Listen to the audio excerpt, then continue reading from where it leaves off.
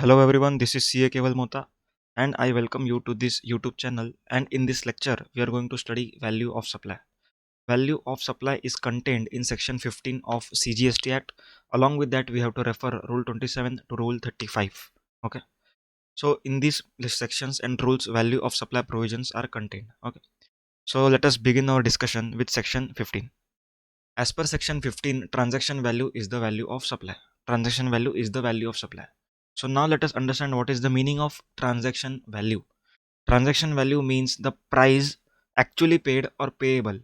Price actually paid or payable in respect of a supply. Here you can see price actually paid or payable in respect of supply.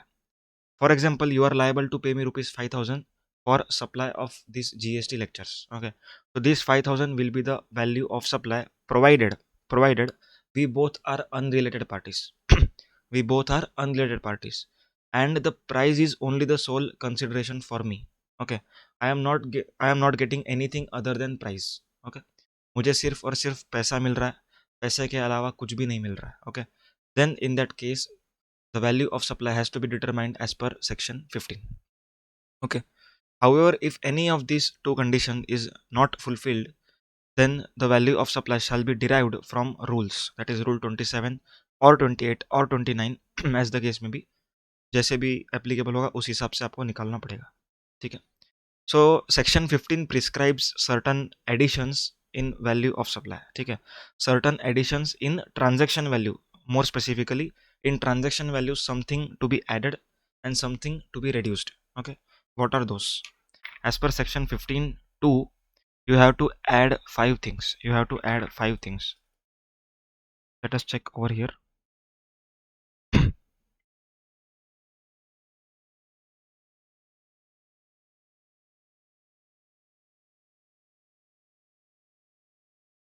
Inclusions in value of supply. Inclusions in value of supply. First one, any tax, duty, cess, fees and charges other than GST and GST cess. Okay. So any kind of tax other than GST has to be included in value of supply. For example, if you are renting a commercial property and you are paying municipal tax. Okay. So these municipal taxes, if not in the nature of pure agent, then these municipal taxes has to be added. I hope this is clear. For example, next example can be entertainment tax. Okay.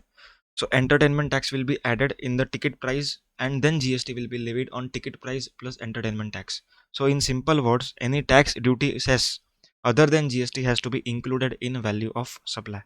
Next one is amount which is liable to be paid by supplier but which is incurred by recipient and not included in the price actually paid or payable. For example, there was a contract of rupees 10 lakh. Okay. However, the supplier could not arrange one material for this transaction and he said the recipient to arrange that material. So recipient will be arranging that material and that value is rupees 1 lakh. So the amount payable by recipient to the supplier is not 10 lakh, it is 9 lakh. However, as per section 15(2)(b), this 1 lakh has to be added in value of supply and the value of supply would be rupees 10 lakhs. I hope this is clear. If amount is liable to be incurred by supplier and incurred by recipient, okay, actually incurred by recipient, so that amount has to be added in the value of supply. That amount has to be added in the transaction value, that is amount payable. Amount payable is 9 lakh. This 1 lakh has to be added. So total value of supply will be rupees 10 lakh. Okay. Next is incidental expenditures. Incidental expenditure means some expenditure which are incurred by a supplier, which is charged by supplier to the recipient, okay, at any time on or before delivery. Okay. For example, freight. Supplier is charging freight on his tax invoice. Okay. For example, rupees 5,000 goods value and 500 is the freight value. So total GST would be on 5,500 and not just rupees 5,000. I hope this is clear.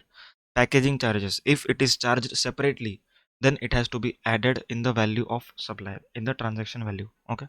Next is interest or late fees or penalty for delayed payment of consideration. In every invoice, you might get to read that line that interest at the rate so and so percentage will be charged if the amount is not paid within 60 days. Okay. So in this case, In this case, the recipient is going to pay interest on late payment of consideration. Okay, so that interest amount will be added in value of supply. That interest amount is also added in value of supply. However, the important point over here is, since the time of supply for this delayed payment of consideration is on the receipt basis, that is, whenever you are going to receive the interest amount, at that time the taxability arises. So this interest amount would always be considered as inclusive of GST. Okay. For example, I am receiving rupees 100 as interest. So value of supply would be 100 divided by 118 percentage. Is it very clear? This is the value of supply. So in value of supply, taxable value has to be considered. It means not 100, but 100 divided by 118 percentage. Okay, next. Subsidies directly linked to the price excluding subsidies provided by central government and state government. Okay. So if you are receiving a subsidy from NGO, and your price is reduced, okay, so that reduced price has to be increased by the subsidy you have received. Clear? If the subsidy is received from central government and state government, then you can reduce it, or you can consider not to include it. Okay, only central government and state government subsidies are excluded from adding in value of supply. The other subsidies will be added. Let us take one example and then understand.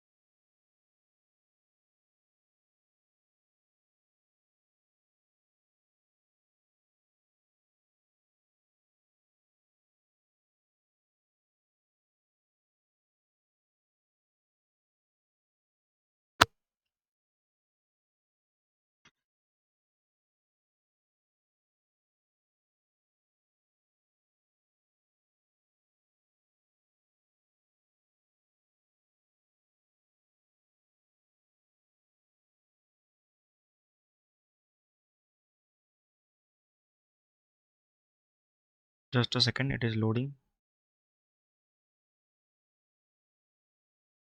Okay. So in a question, if it is given that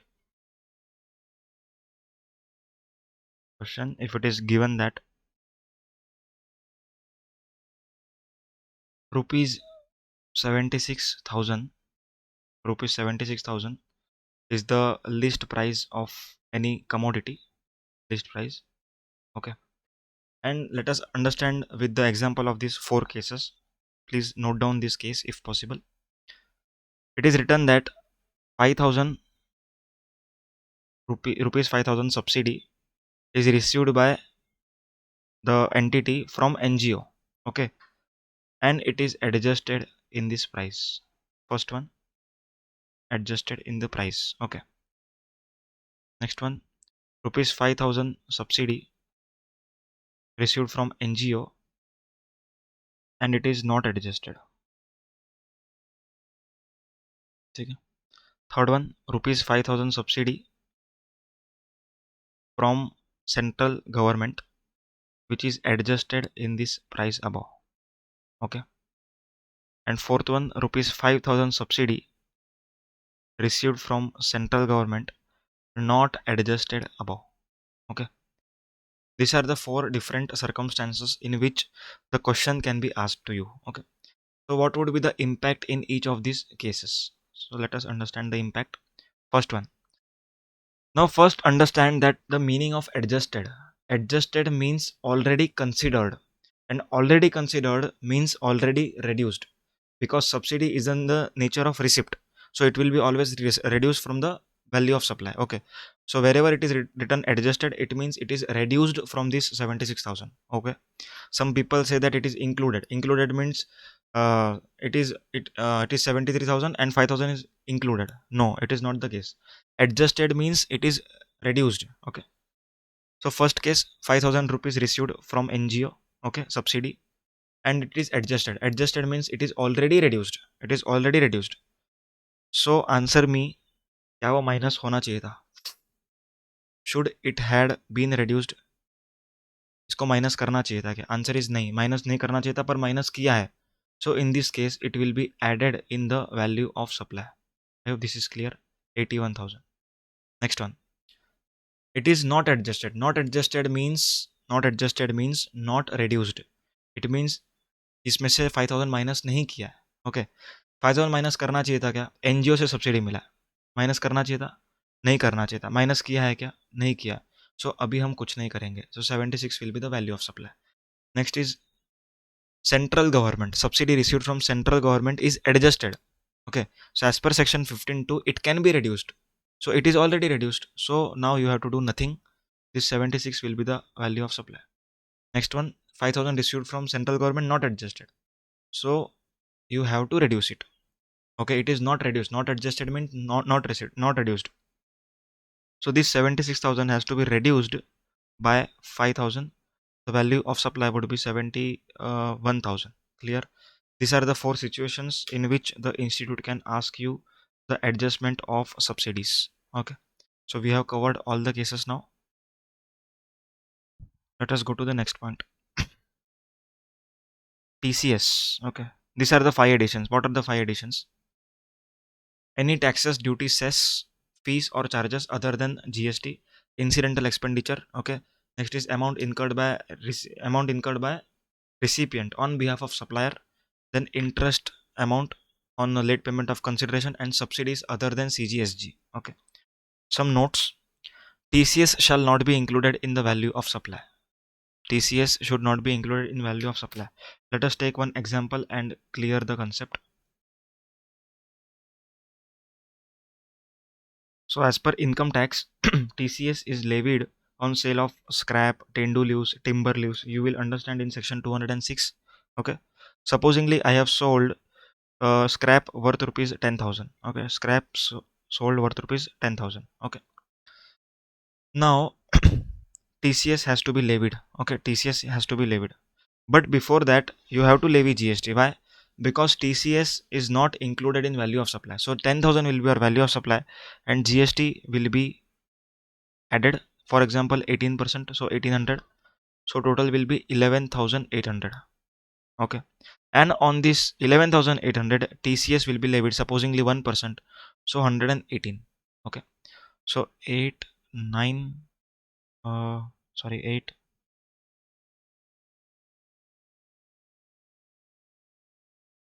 11,918. 11,918. This is the value, total invoice value. Okay, so in this case TCS is not included in value of supply. Okay, and GST is levied on taxable value. Clear?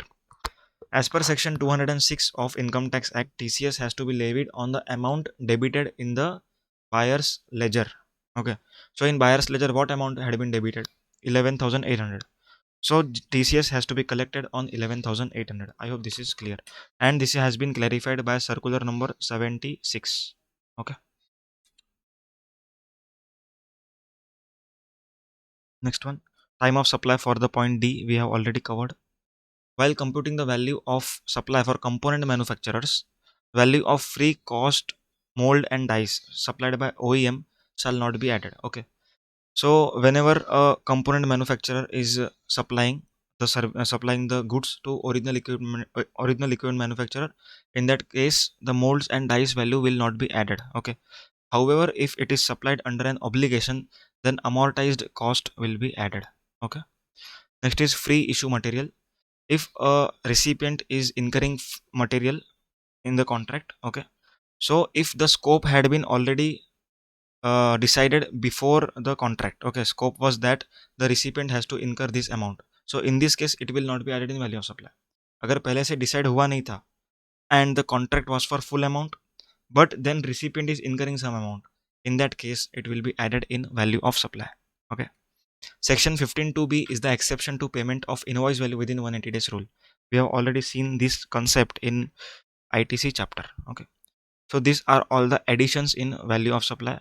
Now we will be learning the deductions, that is exclusions in value of supply. First exclusion is pre-supply discount. Pre-supply discount means the discount which is given at or before time of supply has to be reduced, provided it is shown in the invoice separately. It is shown in the invoice separately.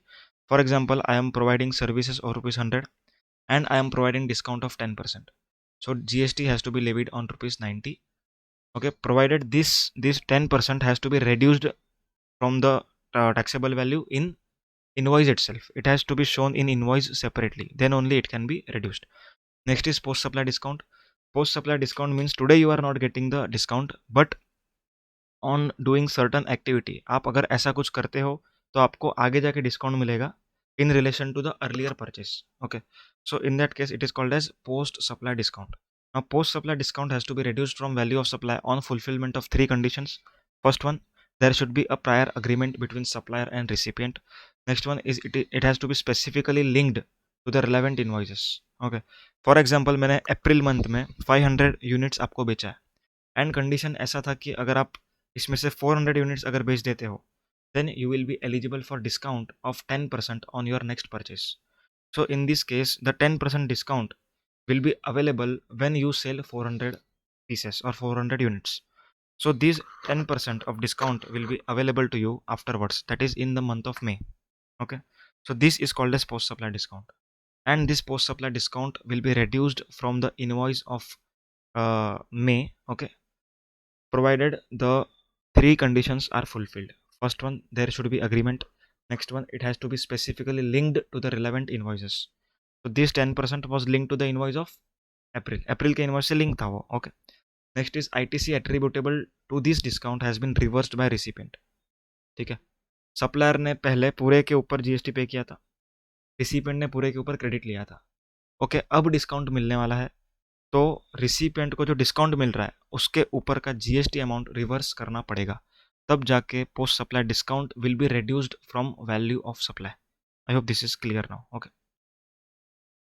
next one, generally cash discounts are not reduced from value of supply, only trade discounts are deductible. Next is quantity discount. Okay, quantity discounts are also deductible provided they fulfill the conditions of post supply discount. Next is buy one get one free offer. In that case ITC would be eligible on the free products sold as well. Okay, क्योंकि उसके अंदर cost the price of that free product is already included in the whole bunch itself. Okay, next is cashback. Now in case of cashback invoice, cashback is never mentioned on the invoice. Okay, so it had never been reduced from the value of supply. So the cashback is in the nature of promotional expenditure. Okay, so it will not be reduced from the value of supply. Clear? In November 2019 one question was asked that cashback, can it be reduced from value of supply? Answer is no. Why? Because cashback is not given on invoice and it is not a kind of post supply discount. So why it will be reduced? So it will not be reduced. Okay, here you complete with section 15. If section 15 is not applicable to you, it means either you are a related party or price is not the sole consideration. Okay, or price is not the sole consideration. This both can be the case, any of this case. Okay, so basically there are three rules. There are three rules for determining value of supply. Rule 27, 28, 29. 30 and 31 will be learned together with 27, 28 and 29. Okay, so let us understand first rule, that is rule 27. When it is applicable, we will understand in detail. When consideration is not wholly in money, where consideration is not wholly in money. For example, I am giving you lectures. Okay, मैं आपको lectures दे रहा हूँ and lecture के बदले में आप मुझे कुछ services दे रहे हो या कुछ goods दे रहे हो. ठीक है, so in this case my consideration is not wholly in money, it is in barter. Okay, it can be in barter. मैं आपको 5000 का लेक्चर देता हूँ, आप मुझे 5000 के गुड्स दे रहे हो सकता है. ठीक है, so in that case you are not required to value your supply as per section 15. You have to resort to rule 27. So as per rule 27, first thing you have to check is open market value. First thing you have to check is open market value. Open market value of what?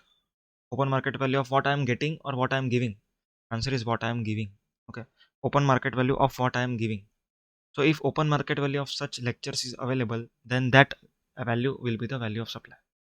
If such open market value is not available, then only we will be moving on to discuss second point.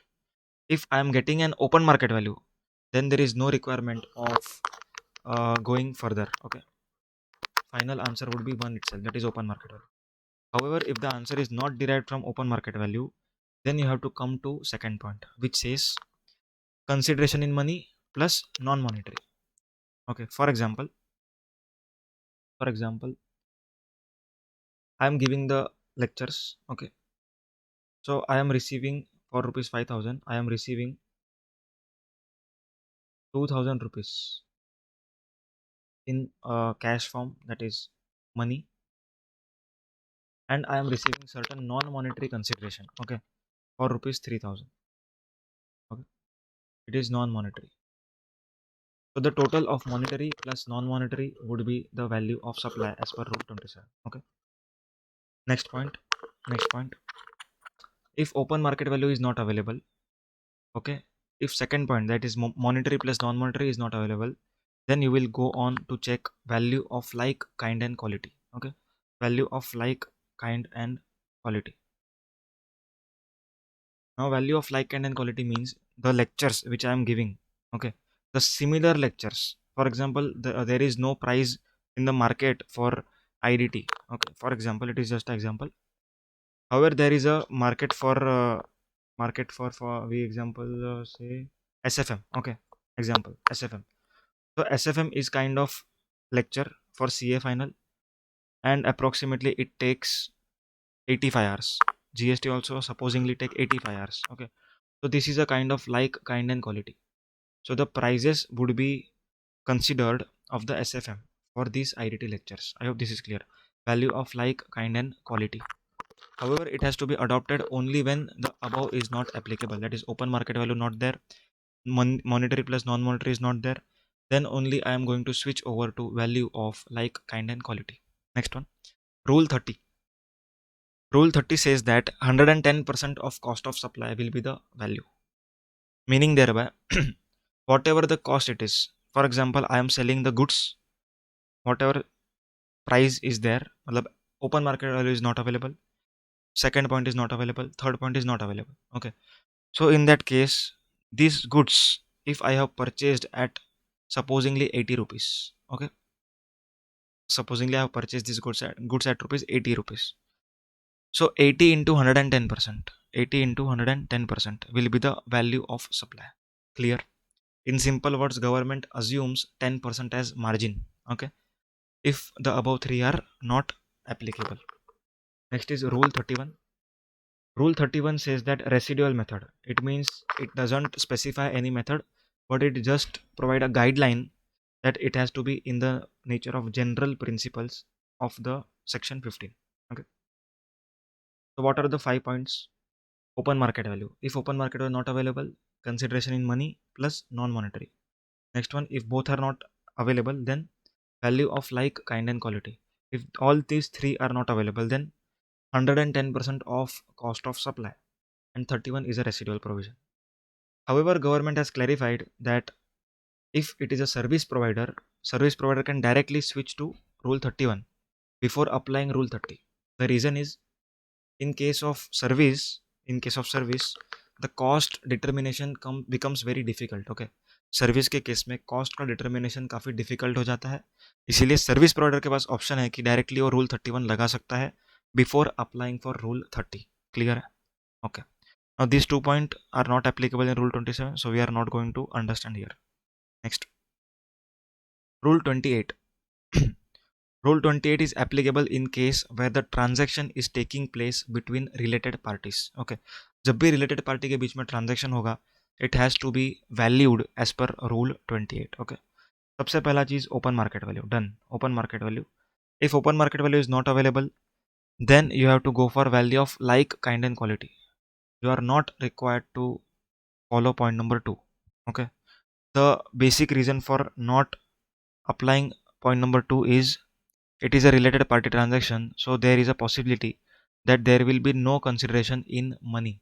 Okay, पैसे में transaction नहीं होता, कम होता है for related party. तो ये logic से आप लोग याद रखो। पहले open market value, then second point is not applicable, then directly third, that is value of like, kind and quality. If it is also not available, rule 30 and 31 in this order. However, service provider can switch over to rule 31 before applying rule 30. Okay. Next one, very important point. At the option of supplier, at the option of supplier, 90% of price charge for the goods of like, kind and quality by recipient to unrelated customer can be taken as value of supply. Let us understand the concept through an example.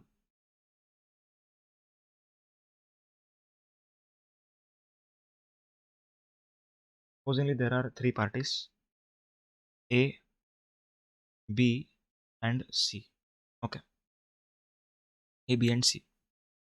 Now A is a related party, matlab A and B are the related party, and C is the party who is unrelated to B.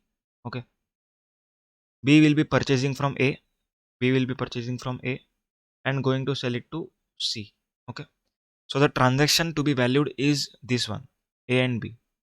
Okay, so there is one option that the price which B is going to charge to its unrelated customer, okay, the 90% of such amount will be the value of supply for A. For example, the product which is sold to B is going to be sold at rupees 5000 to C. Okay, so in this case, what can be the value of supply for A? It can be at the option of supply, that is means the at the option of A. So rupees 5000 into 90% can be the value of supply for this transaction, that is between A and B. I hope this is clear now. This is an option available. Okay, this is not the mandatory condition, it is just a option available. So 4500 will be the value of supply, and this option can be exercised before applying those open market value principles. Okay, it is very important. Open market value, even if it is available, you can go for these provisions. Okay, next is, if the recipient is eligible for full ITC, then any value declared by supplier in invoice will be the value of supply. For example, in the earlier case, if we can understand, in the earlier case, supposingly B was eligible for full ITC on his purchases. B was entitled to avail full ITC on his purchases. Okay. So in that case, whatever invoice value A will mention, the same will be considered as value of supply. Even if he mentions rupee 1 as value of supply, rupee 1 will be considered. Why? Because it is a revenue neutral from the government perspective. Okay, government को फ़र्क नहीं पड़ रहा है, क्यों? क्योंकि है तो इन दोनों का सेम पैन, एनुअल रिटर्न भी ये लोग का एक ही पैन है, हर स्टेट में एनुअल रिटर्न जानी है, ए जीएसटी पे करेगा, बी क्रेडिट लेगा, ठीक है? तो it is a kind of revenue neutral transaction. In this case, rupee 1 will also be considered as value of supply, provided recipient is available to recipient is eligible to avail full ITC on his purchases, not on these goods. Okay, not on these goods, but on which goods which B is purchasing from wherever. Okay, B अपने goods के ऊपर का अगर full ITC ले सकता है, तो जो भी वैल्यू A डिक्लेयर करेगा, that will be the value of supply. I hope this is clear now. Rule 29. Rule 29. Rule 29 is for principal agent transaction. Okay, principal agent transaction. So in this case, you have to take first open market value. Okay, if open market value is not available, then you can switch over to 90%. Okay, refer note 2. Let us understand what is written in note 2.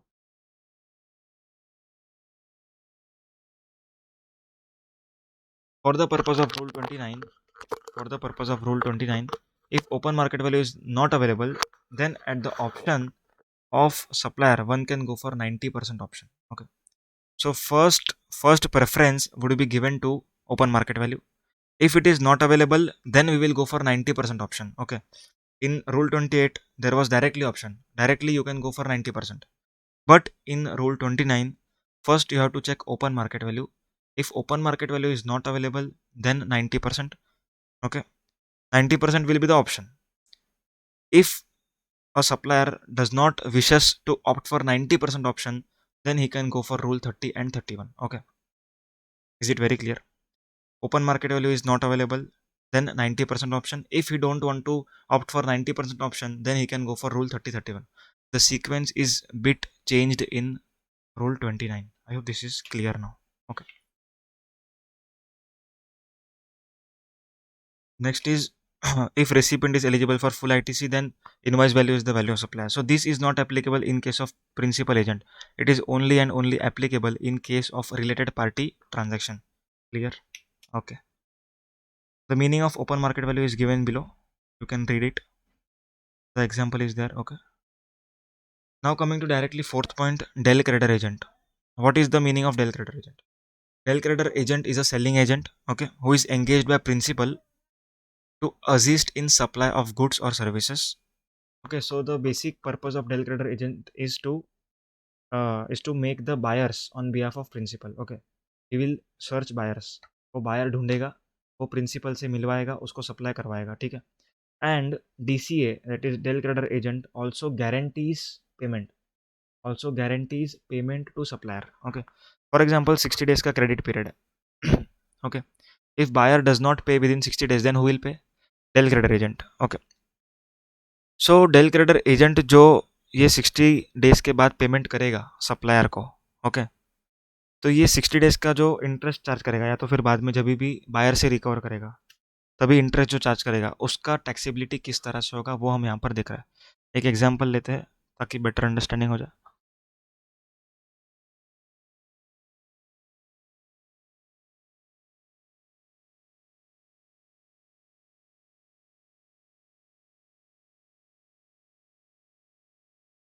So this is Mr. A, principal. This is B, a Dell creditor agent, and he has brought the customer C. Okay, so this DCA guarantees the payment to Mr. A on behalf of this customer. Okay, वो बोलता है कि भाई अगर customer पैसा नहीं देगा तो मैं दे दूंगा आपको. ठीक है. So it is a kind of short term loan facility extended by DCA to supplier, sorry, DCA to customer. Okay, for example, I have sold the goods worth rupees 1 lakh to this customer.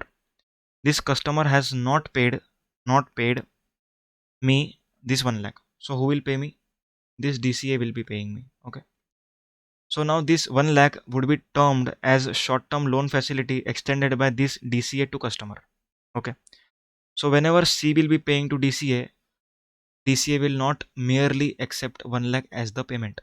He will obviously demand some interest. Okay, so the interest charged by DCA, interest charged by Dell creditor agent, what is the impact of this interest? Okay, so if DCA has issued invoice in his own name, okay, if the DCA has issued invoice in his own name, then the interest charged by DCA to customer would be includable in the value of supply of goods by DCA to recipient. Okay, so if DCA is making invoice to C, that ये 1 लाख का जो goods इसको बेचा हुआ है C को, ठीक है, इसमें इन्वॉइसिंग किसके नाम पे हुआ है? एजेंट के. That is B has issued invoice in his own name. So in that case this interest will be added in the value of supply of this 1 lakh rupees. Okay, is it very clear? Okay, next one, if the invoice is issued in the name of principal, if invoice was issued by A to directly C, so in this case this interest will not be added in the value of supply because it is exempt in terms of serial number 27 of notification number 12 oblique 2000. Yeah. So the main thing you have to check here is invoice कौन issue कर रहा है.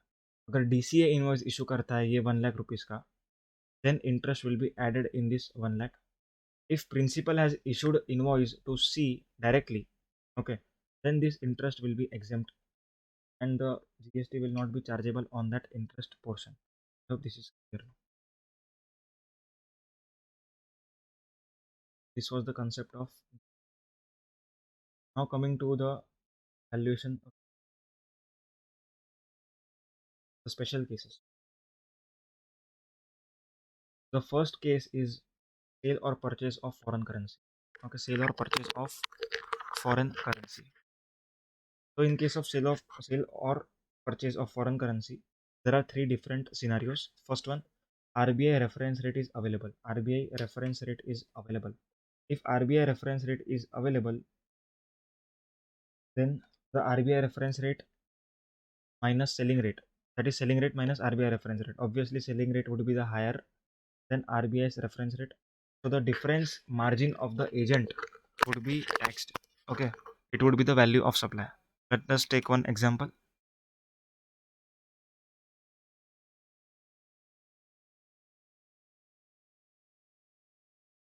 Okay. First one, RBI reference rate available.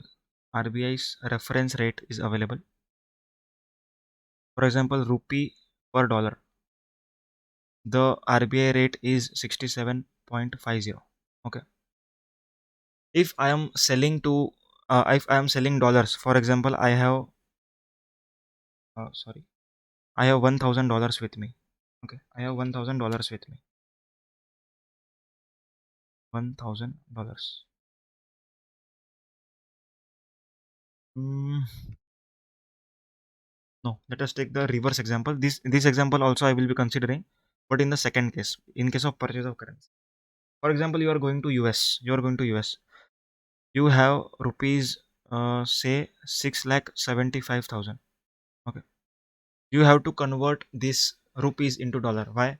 Because in US, what you will be spending dollars. आप लोग dollar spend करोगे तो आपको क्या चाहिए? डॉलर चाहिए. Now you go to the forex dealer and say भाई मुझे डॉलर दे दो. कितना डॉलर दोगे? आरबीआई तो मेरे को $1,000 दे रहा है. कितना? 1,000 है? कितना है? 10,000 है. 6,75,000 divided by 60.5. $10,000. RBI is giving me $10,000. आप कितना दोगे? तो ऑब्वियस सी बात है कि आरबीआई के पास तो कोई पर्सन जा नहीं सकता है. RBI can not give directly currency to anyone. Okay, it has to be routed through authorized person. So authorized person are the money changing agents. So what will be the rate? इसका rate क्या रहेगा? ज़्यादा रहेगा कि कम रहेगा? रुपी पर dollar का rate ज़्यादा रहेगा कि कम रहेगा? बताओ मेरे को. सोच के बताना. सोच के बताना. एकदम सिंपल है.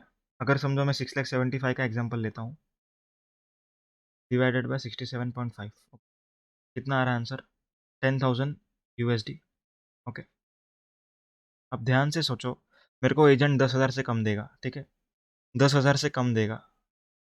इट मीन्स ये जो रेट है ये थोड़ा ज़्यादा रहेगा, तो ये आंसर 10,000 से कम आएगा. In simple words, this rate will be more than 67.5. For example 69 rupees. Okay, so 6,75,000 divide by 69. So 9,782 is the answer. Okay, so I will be getting the dollars of 9,782. Okay, I will be getting the dollars 9,782. So what will be the value of supply from agent's perspective, money changing agent? Number of units exchanged, that is 9,782, into selling rate, that is 69, minus RBI reference rate, that is 67.5. Whatever the difference is the value of supply from suppliers, from money changing agent perspective. Okay. Similarly, in next case, if I am purchasing, if I am purchasing, if I am means if selling agent is purchasing dollars. For example, you have returned from US. आप US से वापस आ चुके हो. ठीक है, आप US से वापस आ गए. आपके पास फाइनली हाथ में कितना बचा है? 1,000 USD बचा है. आप क्या करते हो? उसको कन्वर्ट कर दोगे. अब आरबीआई का रेफरेंस रेट क्या है? 67.5 एग्जाम्पल. ठीक है, तो एजेंट आपको 67.5 देगा या उससे कम देगा? ऑब्वियसली उससे कम देगा. क्यों? क्योंकि आरबीआई इतना सब देता है, पर आप डायरेक्टली आरबीआई के पास जा नहीं सकते हो. Obviously agent will give very less. तो इससे कम देगा. इट मीन्स एग्जाम्पल 64.5 दे रहा है. ठीक है, सो 1,000 USD का कितना देगा वो? 64.5. So the commission is how much? 3 rupees. So number of units exchanged into 67.5, it means RBI rate. minus purchasing rate, that is 64.5. Purchasing means dollar purchasing rate. Okay, so 3000 rupees would be the value of supply, not GST amount, it is the value of supply. I hope this is clear now. Okay, really sorry, I missed. यहाँ पर मैं वापस से आपको explain करता हूँ। RBI reference rate मैंने इधर लिखा था 67.5, ठीक है। 6,75,000 मेरे पास रुपीज़ था, ठीक है। मेरे को डॉलर्स चाहिए था, तो जो एजेंट है वो मेरे को रेट ज़्यादा बताएगा। क्यों? अगर रेट ज़्यादा बताया तो डॉलर्स कमाएगा, तो ही उसको तो प्रॉफिट होगा, नहीं तो प्रॉफिट कैसे होगा। तो इन this case 9787 into 69 minus 67.5। Similarly, if I am having dollars and I am going to exchange it, so in this case 1000 into 67.5, इतना मेरे को आरबीआई देता था, ठीक है। पर मैं आरबीआई के पास जा नहीं सकता हूँ, मेरे को एजेंट उससे कम रुपया देगा। कम देगा मतलब 64.5 देगा। Okay, so the difference, that is margin of the agent, would be taxed. So the rupees 3000 is the value of supply. I hope this is clear now. Now coming to the chart again. Okay, if RBI reference rate is not available, RBI का reference rate available नहीं है, तो 1% of gross amount exchanged in Indian rupees will be the value of supply. जितना भी आप rupees exchange करोगे, ठीक है। अपने जूने केस में कितना किया था अपन ने? 6,75,000 रुपीज़ को हमने एक्सचेंज किया था। ओके, सो जितना भी हम एक्सचेंज करते हैं उसका 1% will be the value of supply, provided RBI rate is not available. Next one, currency is not exchange in Indian rupees. अगर आप यूएसडी दे करके यूरो खरीदते हो, यूएसडी दे करके यूरो खरीदते हो, ठीक है। सो आपको सबसे पहला क्या करना पड़ेगा? यूएसडी को रुपीज़ में कन्वर्ट करो, यूरो को भी रुपीज़ में कन्वर्ट करो, as per RBI reference rate, ठीक है।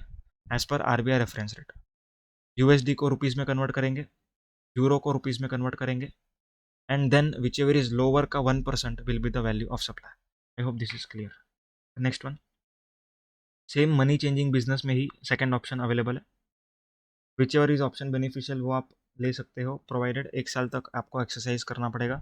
It can not be withdrawn within the financial year. Okay, now this is a important one, up to rupees 1 lakh. Now for example you are having rupees 6,75,000। Okay, you are going to exchange it, ठीक है। इसमें क्या service दे रहा है? वो आपको conversion का service दे रहा है, ठीक है ना। So if your rupees exchange is up to rupees 1 lakh, then 1% of gross amount exchanged or rupees 250, whichever is higher will be the value of supply. It means minimum 250 तो रहेगा ही रहेगा, minimum 250 will be the answer in first case. Okay, अगर आप 1 लाख तक का exchange करते हो तो 250 would be the answer. एक एग्जांपल लेता हूँ on a white board.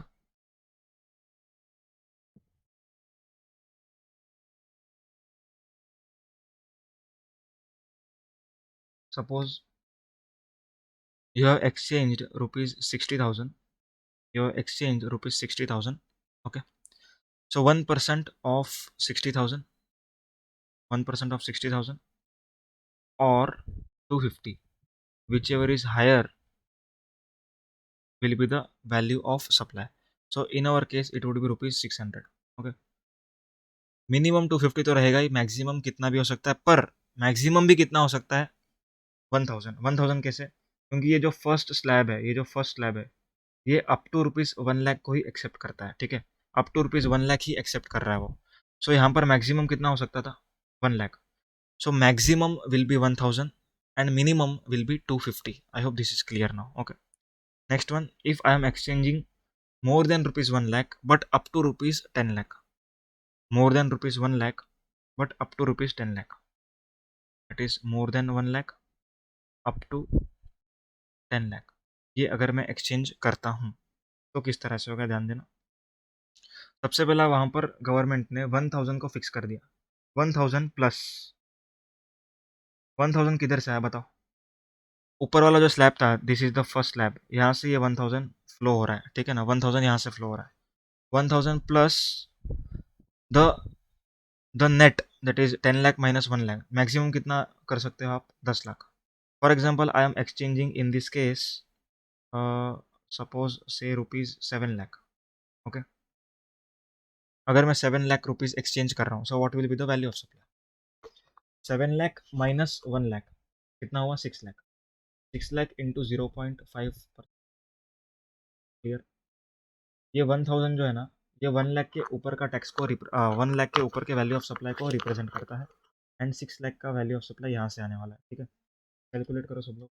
1000 plus lakh into 0.5%, तो answer would be 4000 rupees. I hope this is clear now. So in simple words, अगर आप सेकंड स्लैब में फॉलो हो रहे हो तो अप टू 1 लाख के लिए आप ऊपर से कैलकुलेट करते हुए आओगे।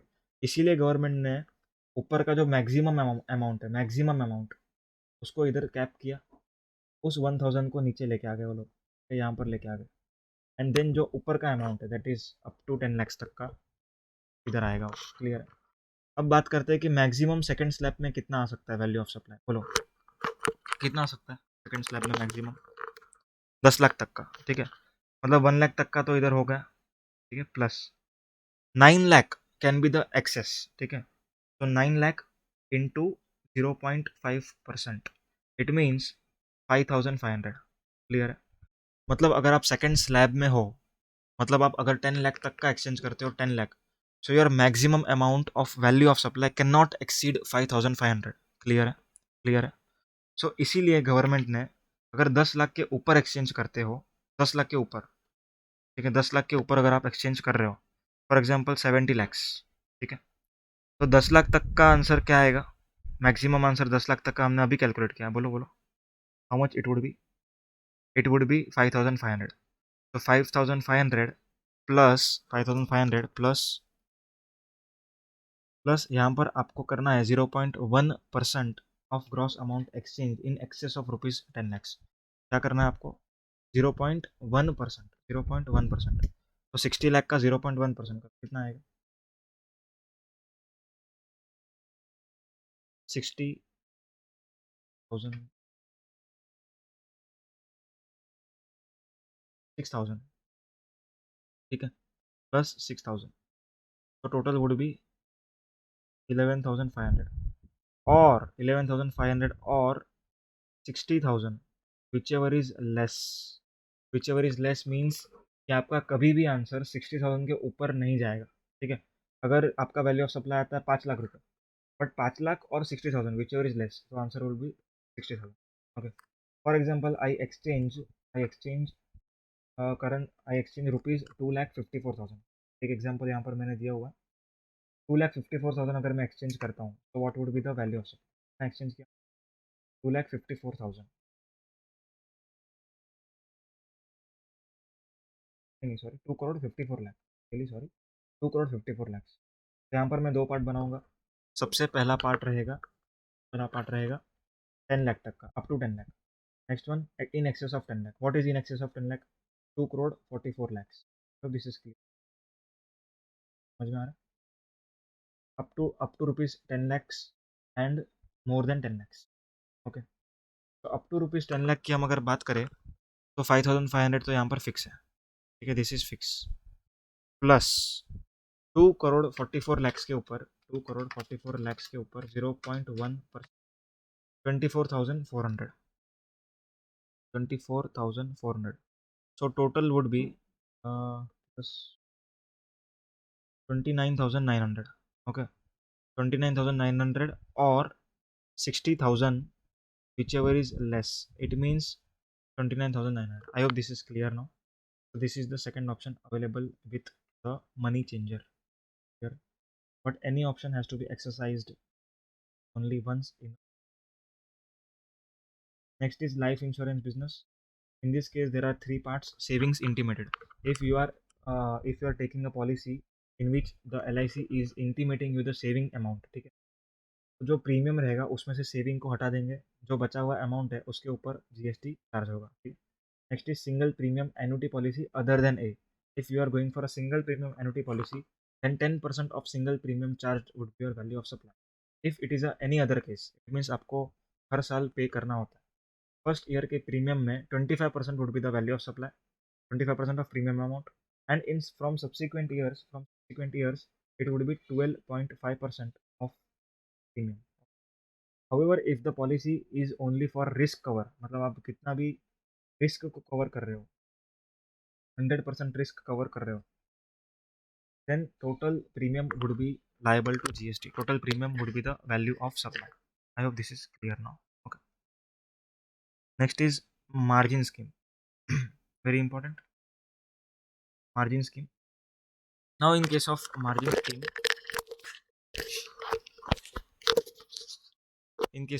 scheme, this discussion is divided into two parts. सबसे पहला तो जो सेकेंड हैंड गुड्स के डीलर है, कौन? सेकेंड हैंड गुड्स के dealer, second hand goods.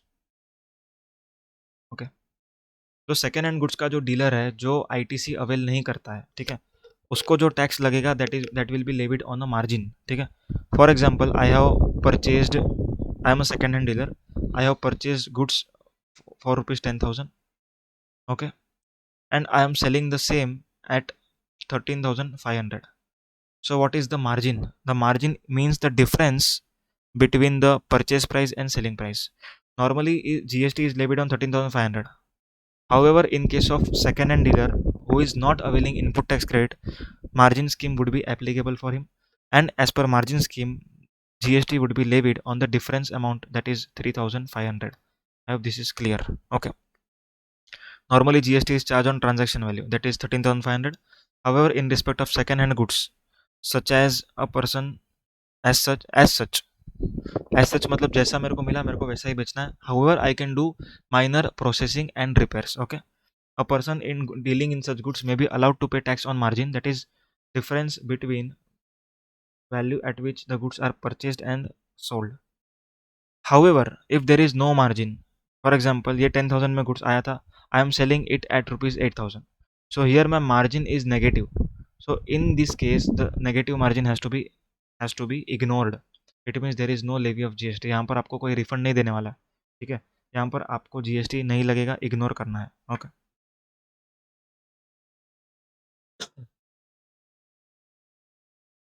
If ITC is availed by the second hand dealer, then margin scheme is not available. In simple words, chain नहीं टूटना चाहिए, ठीक है. अगर आप आईटीसी ले रहे हो तो आपको जीएसटी भी पूरे अमाउंट पे भरना होगा. अगर आप आईटीसी नहीं लेते हो then only you can come to margin scheme. Okay. Next is, हाँ, ये यहाँ पर हमने दो बाइफर्केशन कर लिया, done. Next, goods repossession, the very important concept. Goods repossession for lenders repossessing from defaulting borrowers and selling, ठीक है. अपना ये वैल्यू ऑफ सप्लाई हम किसके परस्पेक्टिव निकाल रहे हैं? From whose perspective we are calculating the value of supply? We are calculating the value of supply from lender perspective. Okay, from lender perspective. Now supposingly lender has given me loan, ठीक है, lender ने मेरे को loan दिया है, loan या तो फिर एक असेट लेकर के दिया है. Okay, example, he has given me machinery worth rupees 50 lakhs. Okay, अब ये 50 lakhs का जो मशीनरी है मेरे को हर महीना इंस्टॉलमेंट पे करना है. For example, instalment is rupees 2 lakhs per month. So I have to pay 25 equal installments to this person. Okay. However, if I means a borrower, if I does not pay this installment on time, the lender has the right to repossess this machinery. Okay. So if machinery is repossessed by the lender, obviously he is going to sell off this machinery. Okay. So what will be the value of supply for this lender? Okay. So it is divided into two parts. If defaulting borrower is unregistered person, for example, I am an unregistered person, I have taken machinery, I have purchased machinery on the loan amount, ठीक है, term loan के हिसाब से मैंने खरीदा, and I am not paying the installment. So what the lender will do? Lender will take away his machinery. Okay. So in this case, the purchase price, okay, we are calculating the value of supply for lender. So if a defaulting borrower is unregistered person, then margin scheme will be available to lender. Okay, if defaulting borrower is unregistered person, then margin scheme will be available for lender. If defaulting borrower is a registered person, then there will be no margin scheme. GST has to be paid on the transaction value of goods sold by the lender. Clear? Okay. So in case where defaulting borrower is unregistered person, selling price minus purchase price is the value of supply, that is margin itself. So what is the selling price? Selling price means the price at which lender is going to sell. What is the purchase price? Purchase price has to be computed by reducing 5% per quarter. 5% per quarter from date of purchase to date of disposal. Okay, very important. Date of purchase to date of disposal, and not the date of default to date of repossession. नहीं, date of purchase से लेकर के date of disposal तक के period का quarter आपको check करना है, कितने क्वार्टर्स होते हैं, एंड देन ये क्वार्टर के हिसाब से 5% माइनस करना है. जो भी आंसर आएगा that will be your purchase price. And selling price minus purchase price will be the value of supply for the lender. I hope this is clear. We will solve one example. Okay.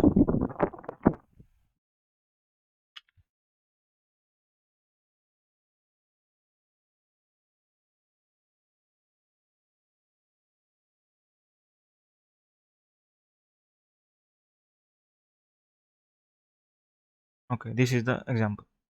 Mr. Harshad Mehta, not registered under GST, has purchased a car for rupees 35 lakh. 70% of the purchase price was financed by SBI. Loan was repayable in 70 monthly installments. ठीक है, loan जो कितने instalment में पे करना है आपको, 70 monthly instalment में, बिगिनिंग फ्रॉम 1 नवंबर 2020. हर्षद मेहता ने 3 इंस्टॉलमेंट पेमेंट किया एंड देन डिफ़ॉल्ट कर दिया. एसबीआई ने इस कार को रीपोजेस कर दिया. ठीक है, कभी रीपोजेस किया? 1 फरवरी 2021. The car was disposed on 30 अप्रैल 2021. सबसे पहले ये चेक करना है कि मार्जिन स्कीम एप्लीकेबल है या नहीं. मार्जिन स्कीम लेंडर के लिए तभी एप्लीकेबल है जब भी हर्षद मेहता रजिस्टर्ड नहीं है. ठीक है, in this case he is not registered, so margin scheme is applicable. Okay, now let us understand. अब परचेज प्राइस कितना था? 35 लैक्स. परचेज प्राइस कितना था? 35 लैक्स. ओके, कितना फाइनेंस किया इट इज़ इररिलेवेंट. जितना परचेज प्राइस था वो लेना है आपको. Date of purchase to date of disposal. ठीक है, date of sale of repossessed car.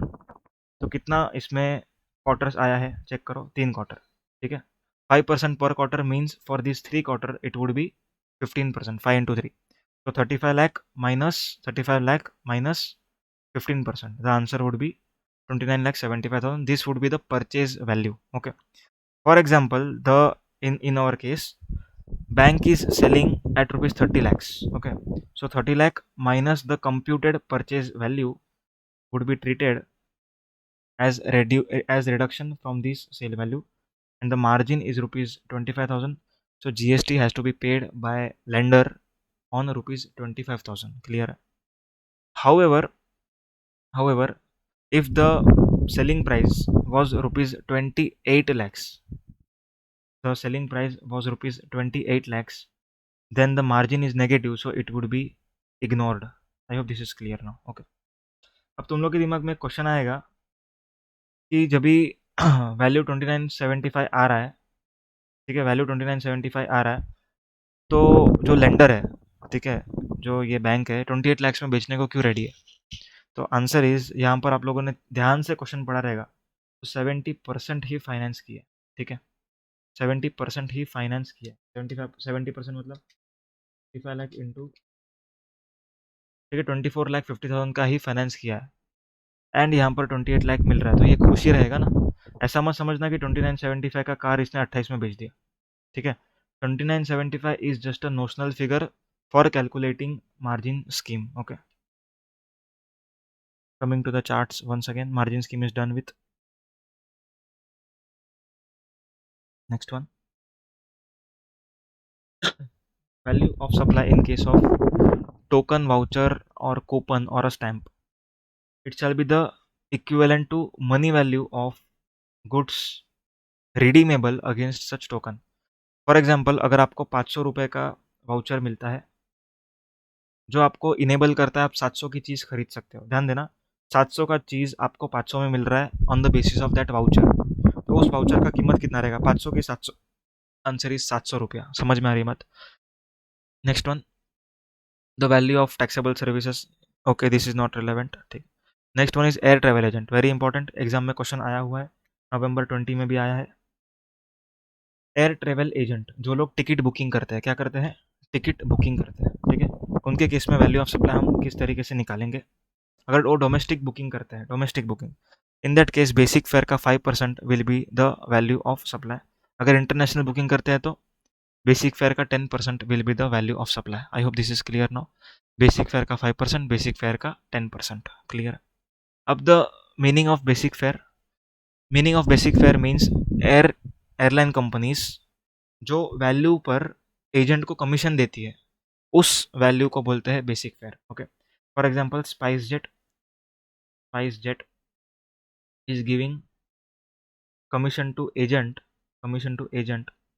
on rupees 8,000. Okay, so this 8,000 will be the basic fare and उसके ऊपर 5% अपने को कैलकुलेट करना पड़ेगा in case of domestic booking and 10% in case of international booking, clear. Next one, value of supply in case of lottery ticket betting and gambling. Okay, lottery run by state government, lottery authorise by state government. Okay, lottery run by state government, it means this is such a lottery which cannot be sold in any other state. Okay, दूसरे कोई state में नहीं बेच सकते ये lottery. So what will be the value of supply in this case? So the value of supply would be 100 upon 128 of face value or notified value whichever is higher, meaning thereby अगर 1 करोड़ का lottery है, face value is rupees 500 and notified value is for example 400. Okay, it means 400 के नीचे कोई नहीं बेचेगा इस lottery को, ठीक है, 400 के नीचे कोई भी नहीं बेचेगा इस लॉटरी को, it is a notified value. तो फेस वैल्यू, ठीक है, face value of this lottery, face value that is 500 divide by 128, we are assuming here that 500 is inclusive of GST of rupees of 28%। Okay, so 500 into 100 by 128, so what will be the answer? 500 divided by 128, 390. Okay, so 100 into 128 into face value. अभी ना ये ऐसा bracket है, face value और notified value whichever is higher, तो आपको 100 into 128 किसका लेना है, फेस वैल्यू या तो फिर notified value whichever is higher का। तो यहाँ पर हायर है 500, so we are taking 500 divide by 128 into 100। Okay, ठीक है, इस तरीके से 500 divide by 128 into 100, this is the value of supply of this lottery. So 390.625 is the value of supply, clear है। Same goes for lottery authorise by state government. In case of lottery authorised bye state government, it means that this lottery can be sold in any other state as well. Same concept applies, 100 into 128, 100 divided by 128 into face value or notified value whichever is higher, clear, ठीक है। Next one, betting, gambling and horse racing. अगर आप लोग सट्टा लगाते हो कि ये जॉकी जीतेगा, ठीक है, इसको बोलते हैं बेटिंग। तो जो फेस वैल्यू ऑफ बेट होता है, that full amount of bet, that is 100% of face value of bet will be the value of supply, मतलब उसके ऊपर जीएसटी पेमेंट करना पड़ेगा, क्लियर। अभी ये ना betting, gambling and horse racing are kind of actionable claims, ठीक है, actionable claims, but all actionable claims are goods, but only 3 actionable claims are supply, which are those 3, lottery, lottery, betting, gambling, clear है। Lottery, betting, gambling are the three actionable claims which are treated as supply of goods in GST, clear. So section rule 31A is clear. Now coming to the pure agent concept, very important concept. तो pure agent का concept समझने से पहले आप एक बात आपके दिमाग में क्लियर रखो, प्योर एजेंट का मीनिंग जो होता है ना, वो what is the meaning of pure agent. Pure agent मतलब कि मैं सप्लायर के बिहाफ पर कुछ चीज़ इनकर करता हूँ which is not in addition to the services provided, ठीक है, मतलब मेरी सर्विसेज को छोड़ के वो चीज़ें हैं, ठीक है, उसमें कुछ कंडीशंस दिया हुआ है, वो अपने को फुलफिल करना पड़ेगा। देन दैट रीइम्बर्समेंट यू से, नॉर्मली टर्म में क्या क्या यूज होता है, रीइम्बर्समेंट, ठीक है, रीइम्बर्समेंट्स। So this reimbursement will not be included in value of supply if they are incurred in the nature of pure agent. अगर वो एज अ प्योर एजेंट इनकर होता है तो आपको वैल्यू ऑफ सप्लाई में उसको ऐड नहीं करना है, it will be excluded from value of supply. So what are the conditions to be satisfied, ध्यान देना। सबसे पहला, supplier acts as a pure agent of recipient on authorisation, ठीक है। सप्लायर ने, सॉरी रिसिपिएंट ने सप्लायर को ऑथराइजेशन दिया है कि आप मेरे बिहाफ पे ये चीज़ें इनकर कर सकते हो, ठीक है। रिसिपिएंट ने, दैट इज मैंने एग्जांपल लेते हैं कस्टम ब्रोकर का, ठीक है। अब कस्टम ब्रोकर क्या करता है, custom house agent, he pays duties on behalf of his recipient, ठीक है। सप्लायर ऑफ सर्विस कौन है, सीएच है, that is custom house agent, he is the supplier of this service. So custom house agent जो है वो क्या क्या सर्विस देता है, सबसे पहला उसका सर्विस तो नॉर्मल है, क्लियरिंग करवाना, पर उसके साथ साथ उसने कस्टम ड्यूटी भी पेमेंट किया, क्या किया, कस्टम ड्यूटी पेमेंट किया। अब कस्टम ड्यूटी पेमेंट करना है आपको, ये आपको किसने बोला, किसने बोला, आपके रिसिपिएंट ने आपको बोलना चाहिए, ठीक है। सो ऑथराइजेशन आपके पास होना चाहिए, ठीक है। The payment made shall be separately indicated in the invoice, means जो मैं कस्टम ड्यूटी पे करता हूँ उसको मेरे को अलग से इनवॉइस में शो करना पड़ेगा, जैसे clearing charges ₹5,000, custom duty payment ₹3,000. So total bill amount becomes 8,000. But GST will be levied only on ₹5,000 because this 3,000, if it is incurred in the nature of pure agent, it will be reduced. Clear है? Second point हो गया. Third one, supplies procured by pure agent. It means जो custom house agent जो supplies ले रहा है, it is in addition, to the supplies on his own account. उसका जो काम है उसको उसको छोड़ के वो सर्विसेज दे रहा है वो, ठीक है। कस्टम ड्यूटी पे करना किसका काम है, इम्पोर्टर का, ठीक है। इसमें क्लियरेंस जो एजेंट है, सीएच है, उसको पे करना चाहिए क्या, नहीं करना चाहिए। So this is in addition to the supplies provided by agent, okay. So in this case वो ऐड नहीं होंगे, अगर ये तीन कंडीशन फुलफिल होते हैं तो ऐड नहीं होगा, ठीक है। Now let us understand the meaning of pure agent. Pure agent का क्या मीनिंग होता है, ये कंडीशन सेटिस्फाई करने थे, अब प्योर एजेंट को ये कंडीशन सेटिस्फाई करना है, तो सबसे पहले आपको क्या बनना पड़ेगा, प्योर एजेंट। आप अगर प्योर एजेंट हो तो कंडीशन ऊपर वाली सेटिस्फाई करनी है, क्लियर है। What is the meaning of pure agent, pure agent means a person who enters into contractual agreement with recipient, ठीक है। कॉन्ट्रेक्चुअल एक एग्रीमेंट होगा कि हम ये इनकर करेंगे आपके बिहाफ के ऊपर, ठीक है। Next is neither intent to hold nor holds any title, जो मैं आपके बिहाफ पे इनकर कर रहा हूँ उसमें मेरा कोई टाइटल नहीं है, I am not holding any title on this goods और सर्विसेज सप्लाइड टू यू, ठीक है। Next, does not use for his own interest, जो गुड्स क्लियर होने वाले हैं वो किसके इंटरेस्ट में है, रिसिपिएंट के, ठीक है, मतलब आपके रिसिपिएंट के, दैट इज इम्पोर्टर के। तो इसमें प्योर एजेंट का कोई भी इंटरेस्ट नहीं होना चाहिए। नेक्स्ट इज, जितना उसने इनकर किया उतना ही रीइम्बर्समेंट लेना है, अगर वो एक्स्ट्रा रीइम्बर्समेंट लेगा तो पूरा amount will be added in value of supply, so he has to reimburse himself with actual amount incurred, ठीक है। कस्टम ड्यूटी 3,000 पेमेंट किया, 3,000 ही आपको रिसीव करना है, ठीक है, इम्पोर्टर से। अगर आप 3,000 से ज़्यादा करते हो तो आपका पूरा 4,000, एग्जाम्पल 4,000, तो entire 4,000 will be added in value of supply, clear है। ये एग्जाम्पल तो मैंने यहाँ पर दिया हुआ है। एक एग्जाम्पल आपको देता हूँ, आपको बताना है कि प्योर एजेंट है कि नहीं, ठीक है। I am writing example on the white board.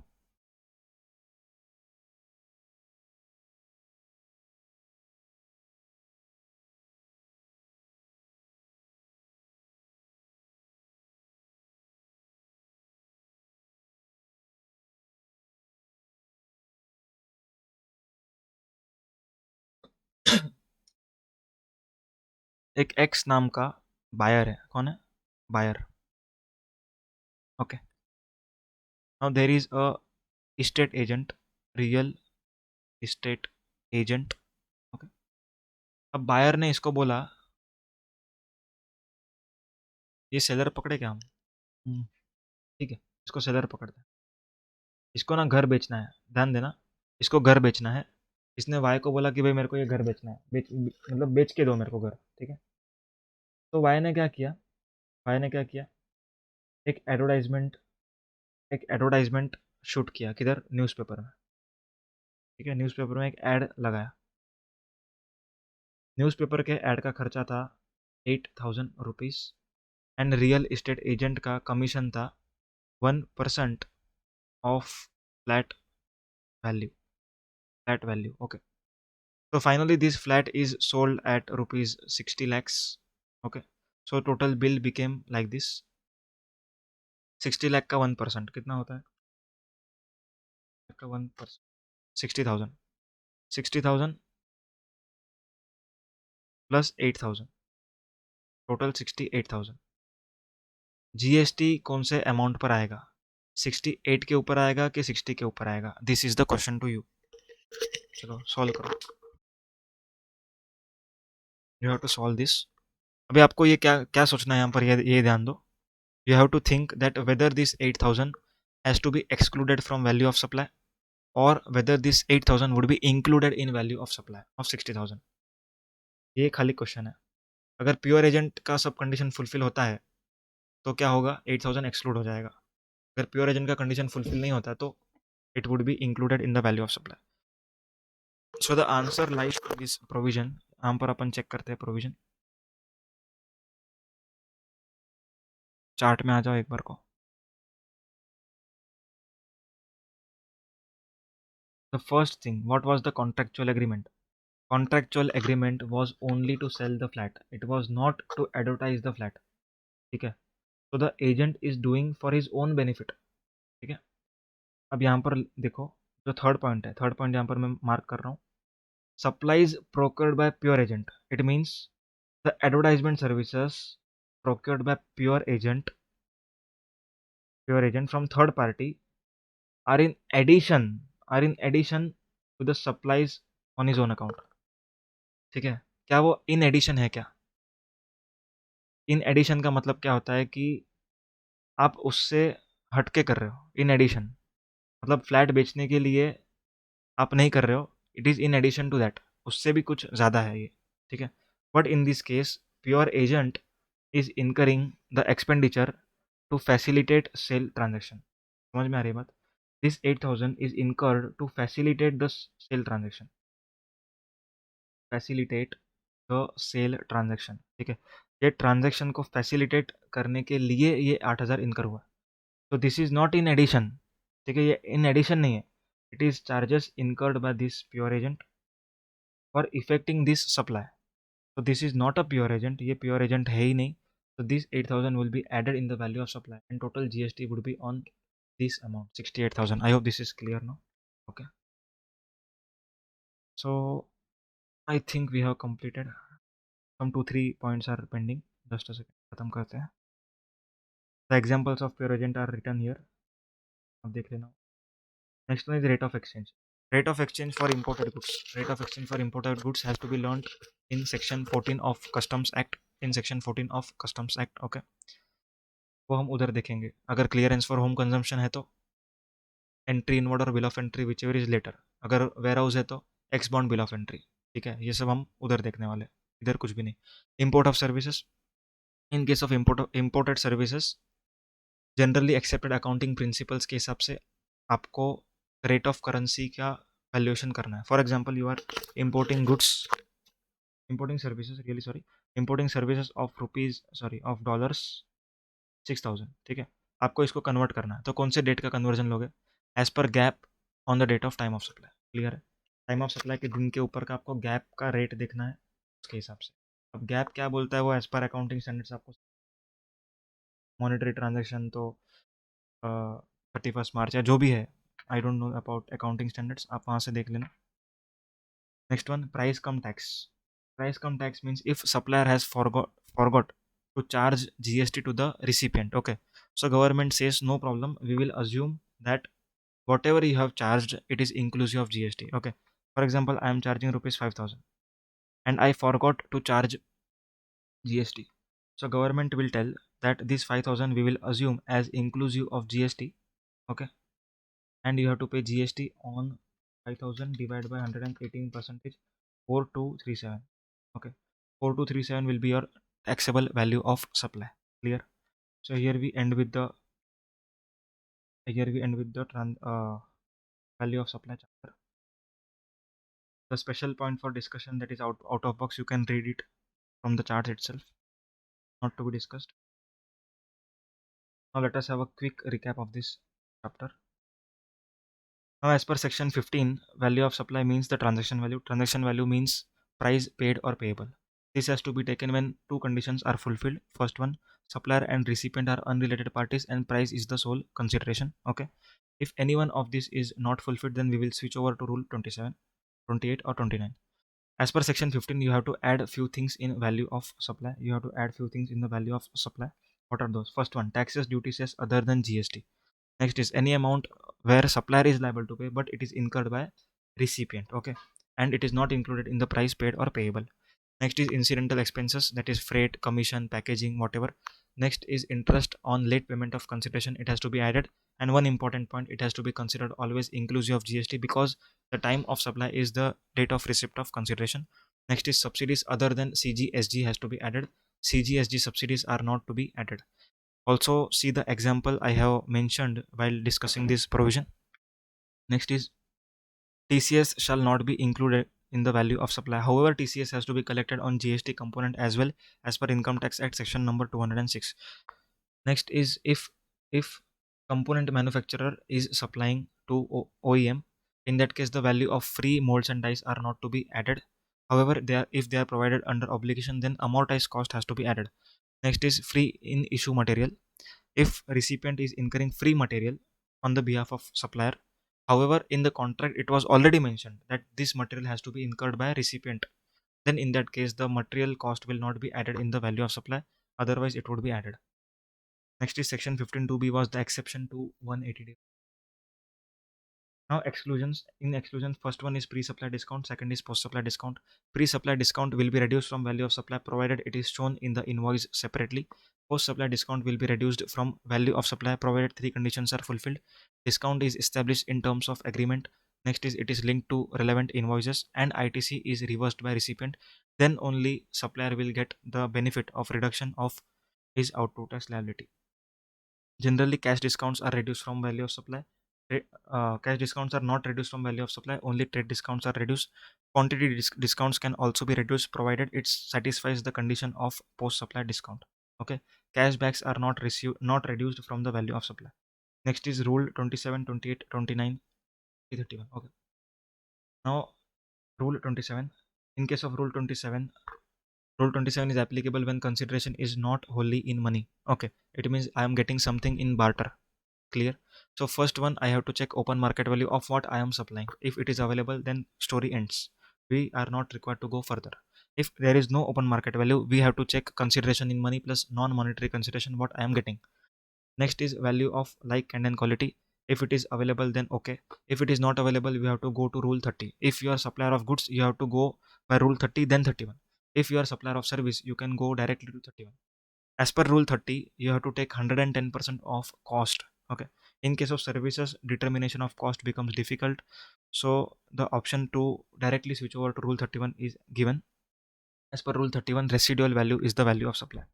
Next one, 90% option and recipient availing full ITC option is not available in case of rule 27. Coming to rule 28. Rule 28 is for transaction between related parties. In case of transaction between related parties, you have to check open market value. If open market value is available, you have to take it. Next one, you have to check value of like, kind and quality. ठीक है, उसके बाद आपको check करना rule 30 and 31. Now very important point, if you want to go, that is supplier want to opt for the option of 90%, then he can do so. 90% of what? 90% of the recipient charging to his unrelated customer can be taken as value of supply for supplier. Next is if recipient, that is the related party to whom the goods are sold, if he is eligible for his full ITC, then the value declared, then 90% of the value which is charged by recipient to unrelated customer can be taken as value of supply for this supplier. Then if recipient is eligible for full ITC, then any value declared by supplier can be value of supply. Next is rule 29. Rule 29 is applicable for principal agent transaction. In case of principal agent transaction, you have to take open market value.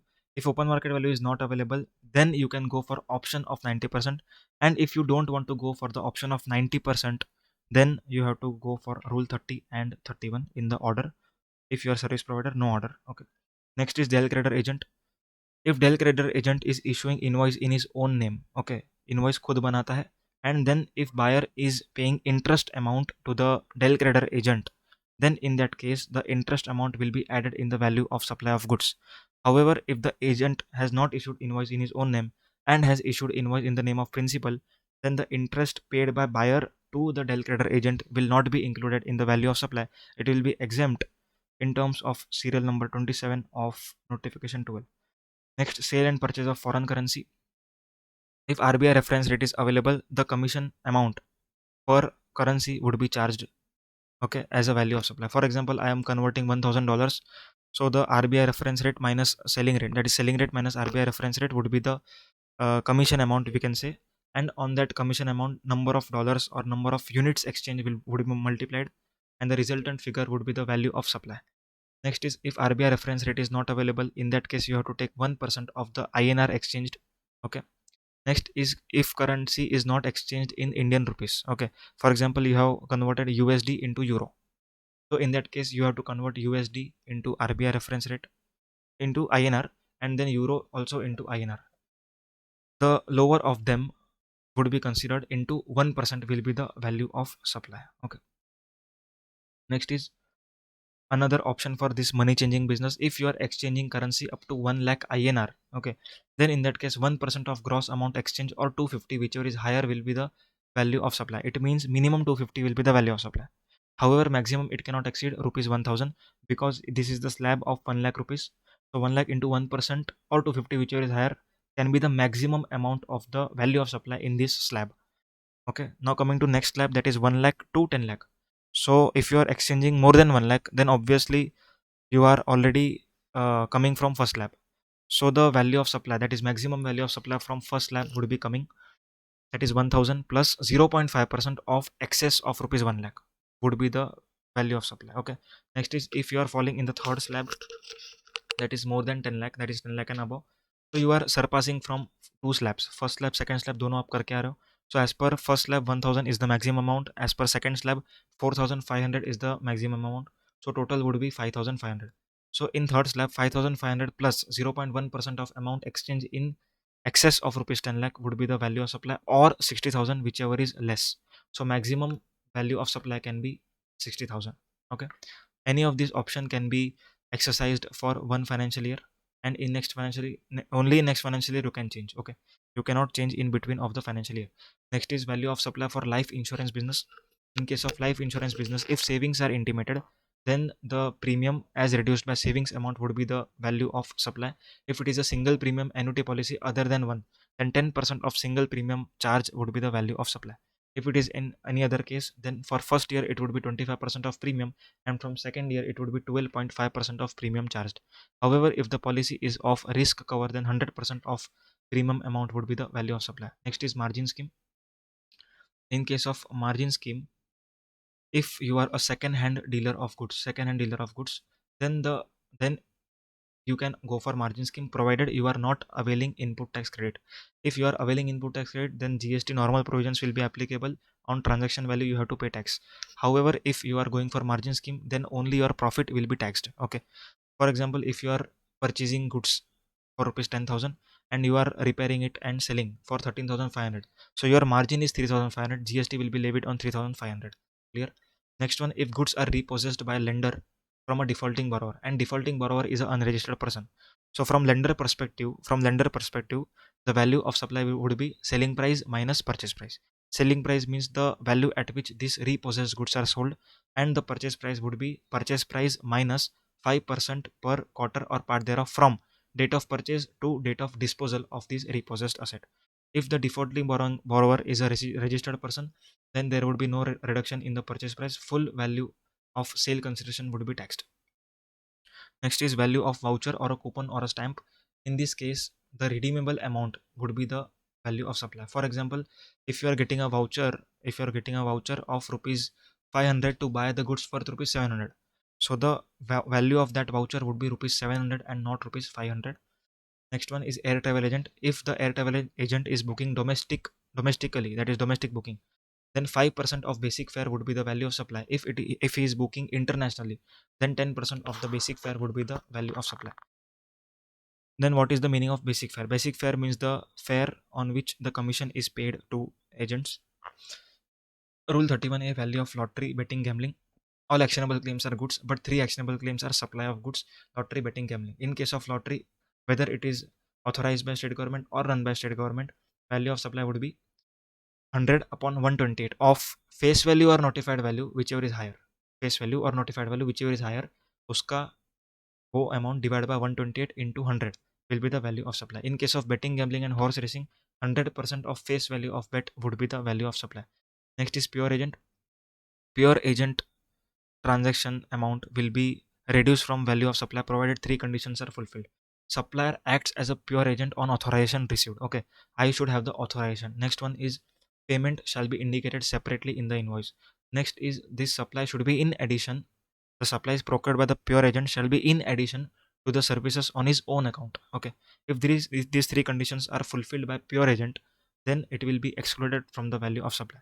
So now the question arises, what is the meaning of pure agent? Pure agent means a person who enters into contractual agreement with the recipient of supply. Okay. Next one, he does not hold any title to that goods or services. Next one, he reimburses the actual amount incurred, and he does not use that supplies for his own interest. Okay. Next is rate of exchange. In case of rate of exchange for import of goods, we will be learning in customs. Okay. For clearance for home consumption, bill of entry or entry inward, whichever is later. For depositing it in warehouse, X bond bill of entry date will be considered for rate of duty. For import of services, generally accepted accounting principle on the date of time of supply would be considered.